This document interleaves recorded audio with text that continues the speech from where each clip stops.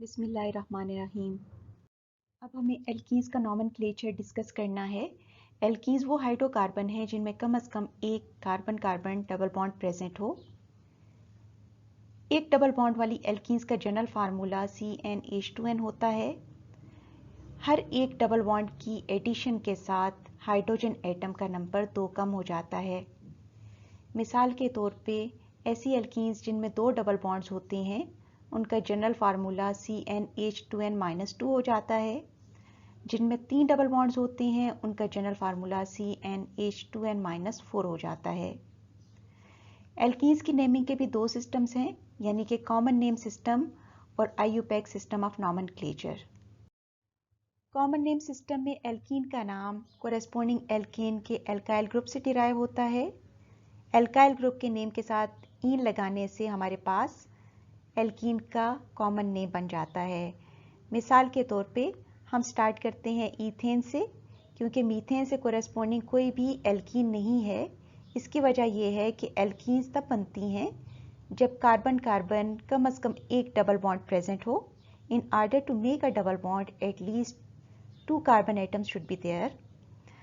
Ethane से derive होने वाले एल्काइल ग्रुप का नाम इथाइल ग्रुप है।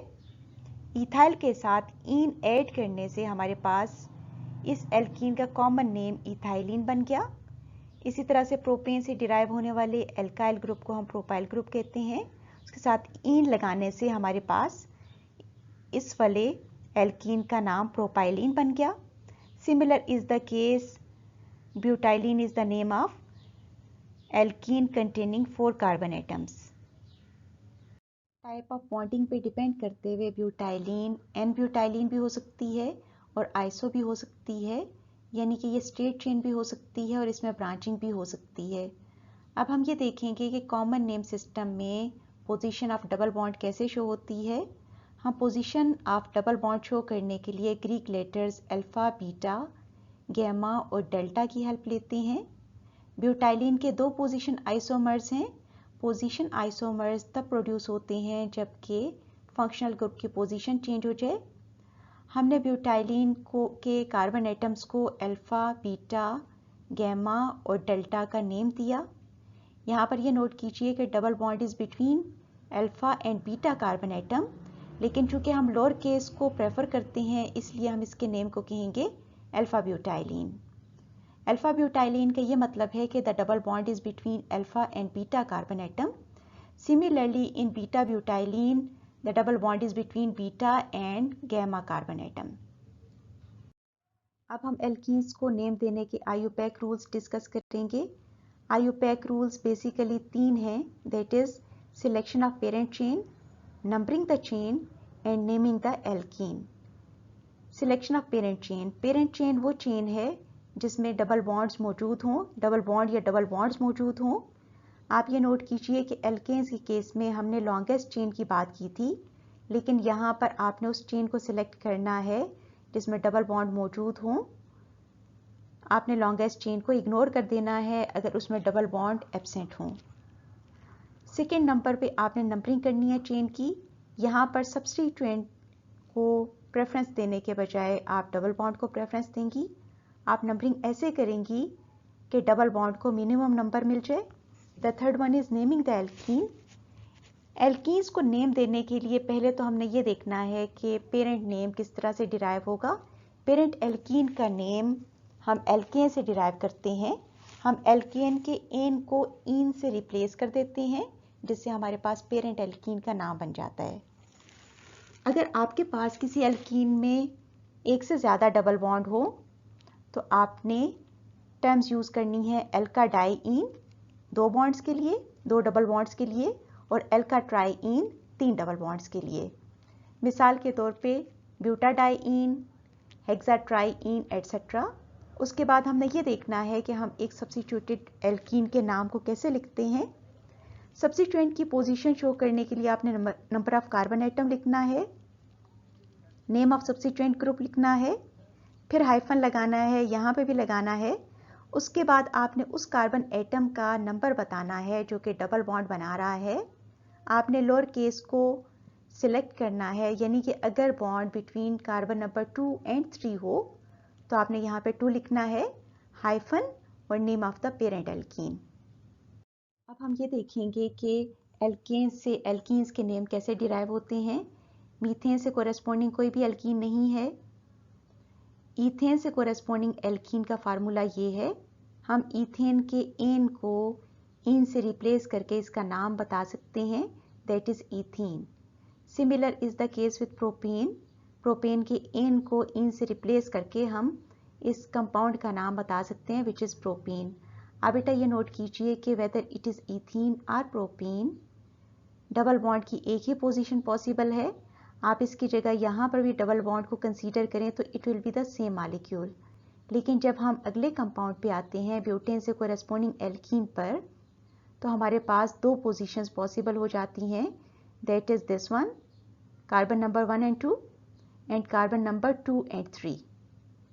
इस तरह से हमारे पास 1 ब्यूटीन और 2 ब्यूटीन बन जाती हैं। इसी तरह से पेंटेन से पेंटीन बन जाती है, हेक्सेन से हेक्सीन, हेप्टेन से हेप्टीन, ऑक्टेन से ऑक्टीन, नॉनेन से नॉनीन और डीकेन से डीकीन। हम IUPAC रूल्स को अप्लाई करते हैं कुछ एग्जांपल्स पर। There are 3 main rules, that is selection of parent chain, numbering the chain and naming the alkene. हम इस कंपाउंड को कंसीडर करते हैं। जब हम इसमें पेरेंट चेन को देखेंगे तो हमारे पास दो पॉसिबिलिटीज़ हैं। एक ये है 1 2 3 4 5 6 कार्बन एटम्स की एक चेन, और दूसरी चेन की जो पॉसिबिलिटी है दैट इज दिस वन, 1 2 3 4 5 6 7। लेकिन इसमें अगरचे 7 कार्बन एटम्स मौजूद हैं, लेकिन चूंकि डबल बॉन्ड नहीं है, therefore it is not parent chain. तो आपने ये ध्यान रखना है कि आपने लॉन्गेस्ट चेन को नहीं देखना, बल्कि उस चेन को देखना है जिसमें डबल बॉन्ड मौजूद हों। अगर लॉन्गेस्ट चेन में डबल बॉन्ड नहीं है तो वो पेरेंट चेन नहीं होगी। उसके बाद चूंकि हमने इस चेन को सिलेक्ट कर लिया, हम इसको नंबर देंगे। दो तरह की नंबरिंग हो सकती है, आपने उसको प्रेफर करना है जिसमें डबल बॉन्ड को लोअर नंबर मिले। यहाँ पर हमने डबल बॉन्ड को शो किया है बिटवीन कार्बन नंबर 4 एंड 5। इस नंबरिंग में double bond is between carbon number 2 and 3, तो हम इसको प्रेफर करेंगे। तो इस तरह से हमने ये देखा कि in this alkene since 6 carbon atoms are present, therefore it is hexene, and at position number 3 N-propyl group is present. Therefore, the name of this alkene will be 3N-propyl 2-hexene because the double bond is present between carbon number 2 and 3. हमने लो वाले number को consider करना है। हम इन rules को दूसरी example पे apply करते हैं। 3 rules, selection of parent chain.